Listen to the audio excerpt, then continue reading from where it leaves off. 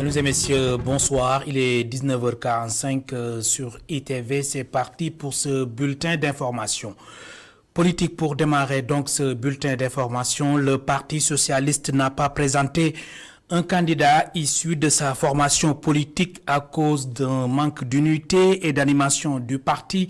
Déclaration faite devant le jury du dimanche par Serigne Mbaye Thiam, membre du secrétariat exécutif national du Parti socialiste, mais il compte sur la jeunesse socialiste pour le renouveau. Par ailleurs, Serigne Mbaye Thiam est favorable pour les retrouvailles de la famille socialiste. Synthèse du JDD, Mamadou Dieng. Pour l'élection présidentielle de 2024, le Parti socialiste n'y va pas en tant qu'entité indépendante. Serigne Mbaye Thiam, membre du secrétariat national exécutif du PS, l'explique par un manque d'unité, d'animation et de générosité. Le Parti socialiste est un parti qui compte sur l'échiquier politique parce que c'est un parti qui est disséminé sur tout le territoire national, dans les villages, dans les quartiers.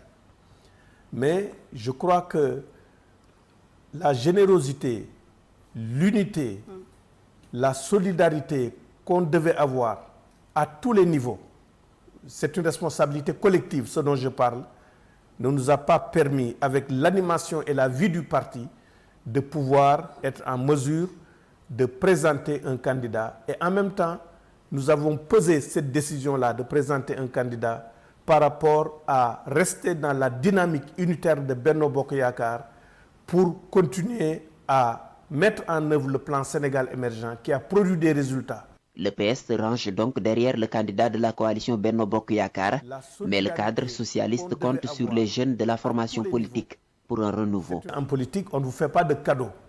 C'est à vous de faire le travail politique nécessaire partout au Sénégal pour compter. Et c'est à cette tâche-là que nous devons nous atteler. Et ça, nous le faisons avec les générations montantes du Parti socialiste, qui sont les jeunes garçons, les jeunes filles, et les cadres que nous avons qui vont incarner ce renouveau du Parti socialiste. Le socialiste rappelle que l'histoire du PS est faite de scission et d'entente. On ne peut pas dire jamais nous n'allons retrouver nos anciens camarades.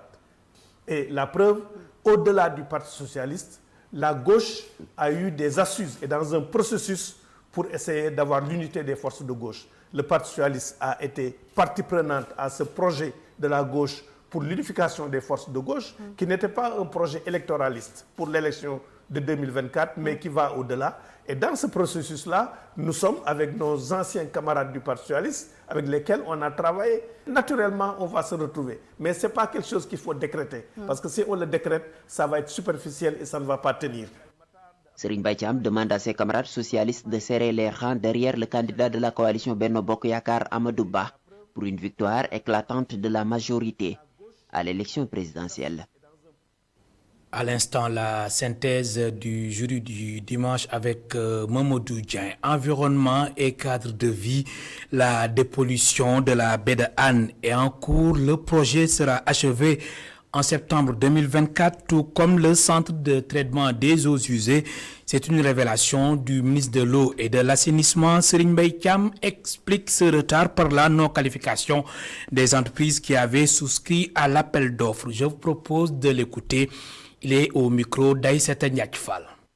Quand une entreprise gagne un marché, commence à exécuter les travaux, est défaillante, quand vous résiliez, nous devons respecter le code des marchés. Nous devons d'abord faire le circuit de résiliation. Donc pendant cette période-là, nécessairement, les travaux sont arrêtés. Et la baie de Hann sera dépolluée dans exactement combien de temps? Normalement, les travaux doivent se terminer au plus tard, je crois, en septembre 2024. Normalement, les travaux doivent se terminer en septembre 2024. Donc en septembre 2024, la baie de Hann sera complètement dépolluée? Non, ce ne sera pas complètement dépollué. Parce que quand vous mettez en place le système, pour que toute cette pollution qui arrive au niveau de la baie de Hann parte, quand même, il y a un temps. Parce que c'est au fur et à mesure qu'on ne va plus injecter des eaux usées, que la baie sera entretenue, au fur et à mesure que la qualité de l'eau va s'améliorer. Bien. Donc le processus de dépollution va démarrer quand les ouvrages seront terminés. Maintenant, au fur et à mesure que l'eau qui était là, qui était polluée, va être remplacée. À terme, l'eau sera complètement dépolluée. Une des composantes du projet de dépollution de la baie de Hann, c'est l'assainissement industriel. Et il y a une personne au niveau de l'Office national d'assainissement qui est en charge justement de ce dialogue avec les industriels et de pouvoir aider les industriels à avoir les installations à leur niveau pour pré-traiter l'eau avant de le mettre dans le réseau. La qualité de l'eau en banlieue fait polémique. Les habitants de Diamaguène Sicap Mbao alertent, mais la Sen'Eau se lave à grande eau. La directrice de Sen'Eau de la banlieue apporte des précisions. Adam Ndiaye répond à Boudal Ndiaye et Cheikh Maguette Mbaye. On ne peut pas ne pas mettre du chlore, mais le chlore est à son juste niveau correct, parce qu'il y a le laboratoire qui mesure à chaque fois le chlore résiduel au niveau. Le chlore résiduel, nous le mettons pour prévenir à d'ultérieures infections au niveau de l'eau. Donc ça, c'est tout à fait normal que l'eau ait de l'odeur, un peu du chlore. Ils ont parlé d'odeur, quand on a demandé, on a poussé, ils ont dit du chlore, de l'eau de Javel. C'est tout à fait normal, surtout quand on a des arrêts, parce que nous détenons un réseau d'eau potable qui est assujetti à des arrêts par moment pour entretien.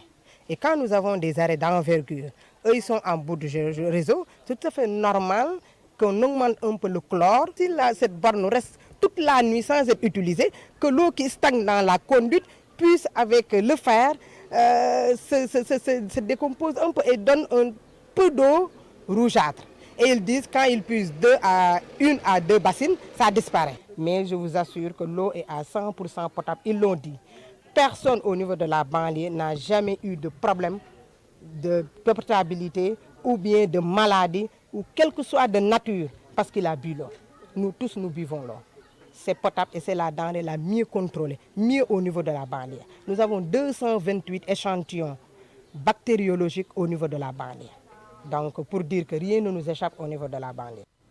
À Thiès, les tailleurs sont en colère. Des milliers d'artisans tailleurs demandent le démarrage du programme de la confection des tenues scolaires. En conférence de presse dans la capitale du Rail, ces artisans accusent le ministre de l'Éducation nationale et certains professionnels de l'enseignement. Les détails avec Isidore Alexandre Sen et Samba Fall.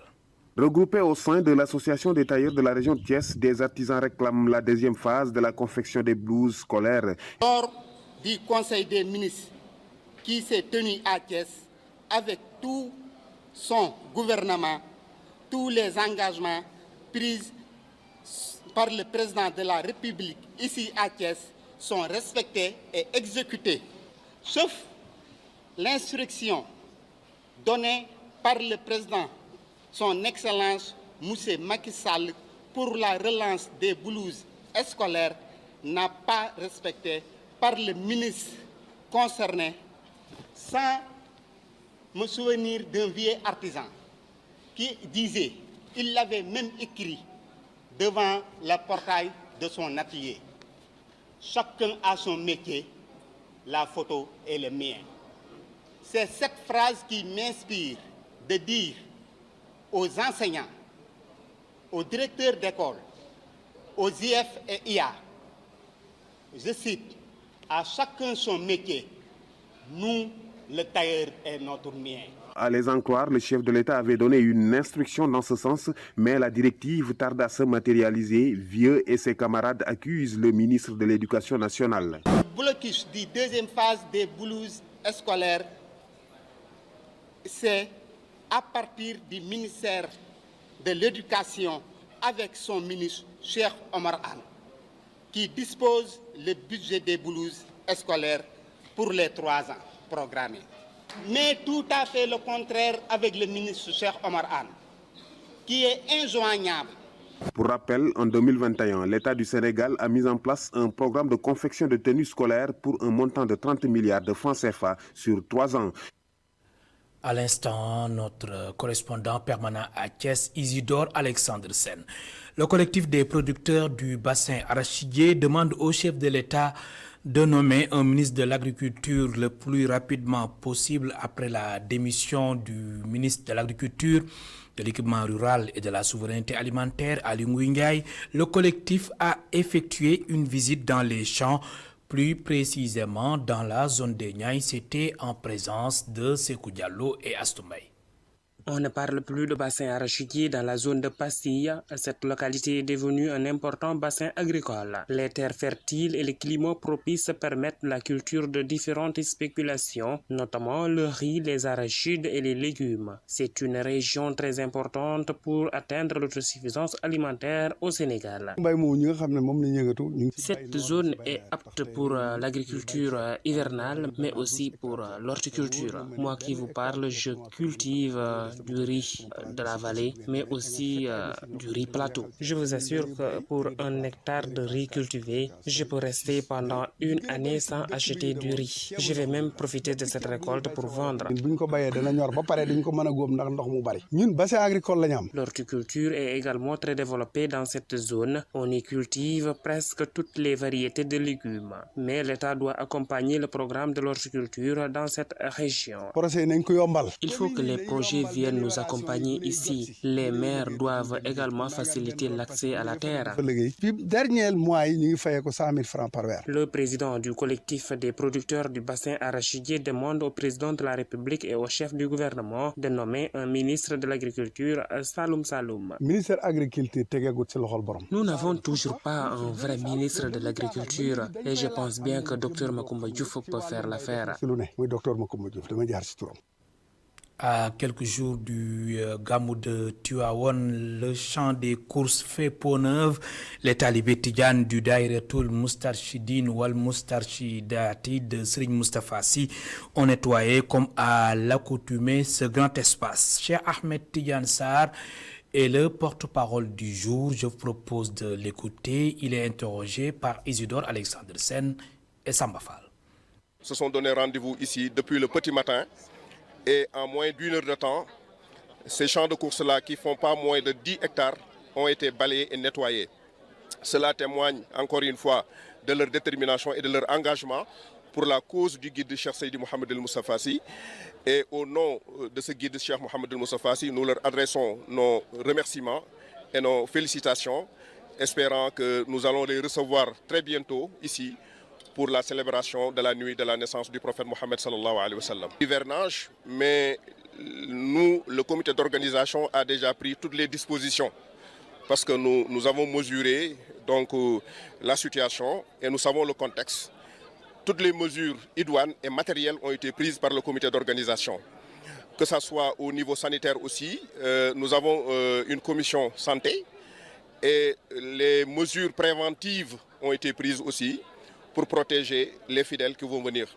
Le message du responsable moral à l'endroit des fidèles, c'est le message qu'il a l'habitude de nous lancer, que nous soyons disciplinés, corrects, engagés et dévoués. C'est ce qu'il attend de nous et c'est ce qu'il nous a toujours enseigné. Et je pense que les fidèles sont conscients de cela et les moniteurs et les enseignants du mouvement n'ont cesse de rappeler ce message à l'ensemble des fidèles. Et ils vont se conformer à cela, Inch'Allah. Le directeur général de la SAPCO, Société d'aménagement et de promotion des côtes et zones touristiques du Sénégal, était en visite sur le site Oasis du désert de Lompoul. Sur place, il y a la construction de la plus grande piscine de l'Afrique de l'Ouest, un projet estimé à plus d'1 milliard de francs CFA, selon Souleymane Ndiaye, directeur général de la SAPCO. Ces propos sont recueillis par Mam Abdou Bodian et Haracham. Ça, c'est un projet RSE très important, non seulement pour le Sénégal, mais pour la population locale. Et au passage, j'ai eu à visiter des villages que la GCO vraiment a eu à reconstituer. Et toutes les commodités y sont.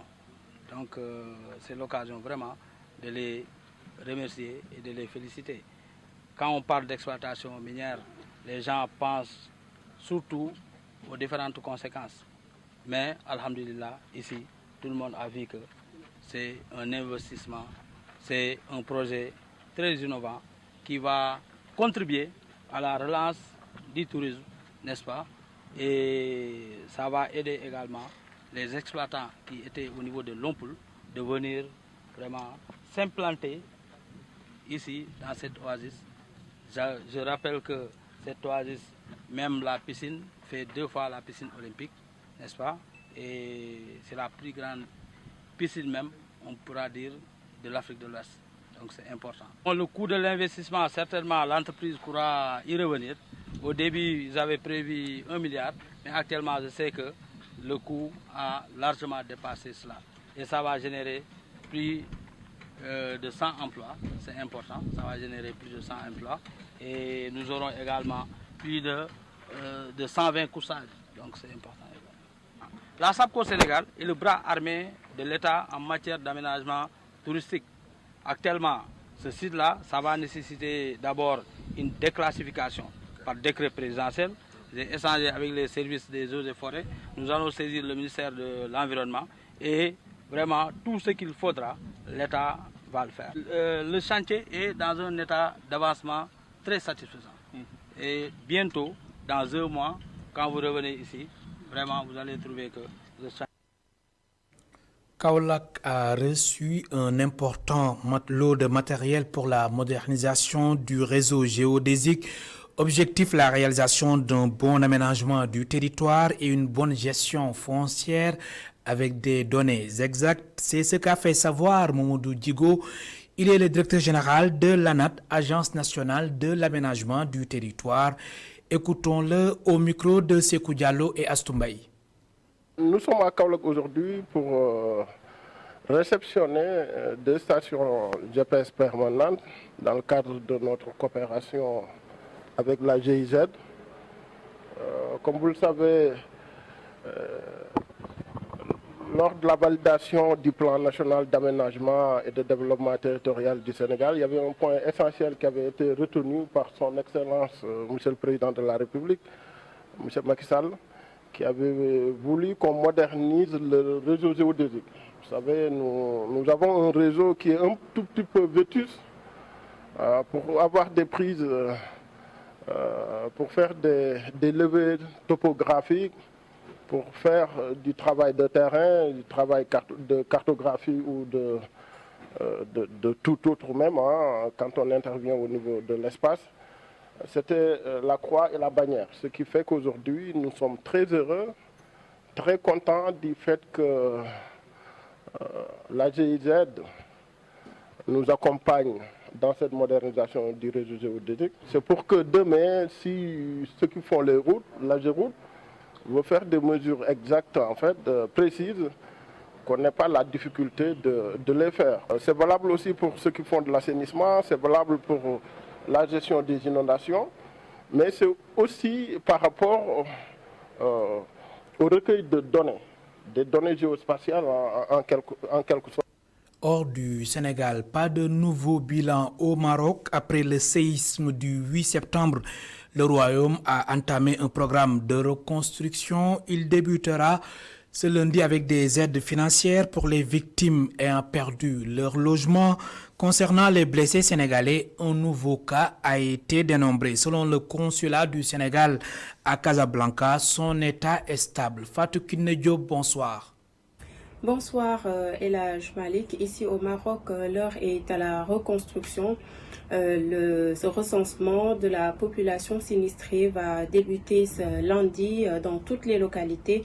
Suite aux réunions de travail présidées par le roi Mohamed VI, un premier programme d'aide financière a été présenté selon le communiqué du cabinet royal. 140 000 dirhams, près de 8 400 000 en francs CFA pour les propriétaires de logements totalement effondrés et 80 000 dirhams, près de 4 800 000 francs CFA pour les propriétaires de logements partiellement effondrés et menaçant ruine. Pour les locataires, pour leur part, ils percevront une indemnité de 2500 dirhams par mois, donc près de 150 000 francs CFA, et ce pendant 12 mois. Plus de 50 commissions travaillent encore sur ces dossiers d'urgence afin d'en assurer la bonne mise en œuvre. Pas de nouveau bilan ce dimanche. Le dernier fait état de 2946 morts et 5674 blessés. Justement, sur ces blessés, un nouveau cas a été identifié du côté de la communauté sénégalaise. Nous avons pu joindre le consul de Casablanca, le consul du Sénégal à Casablanca, Youssoufa Diop.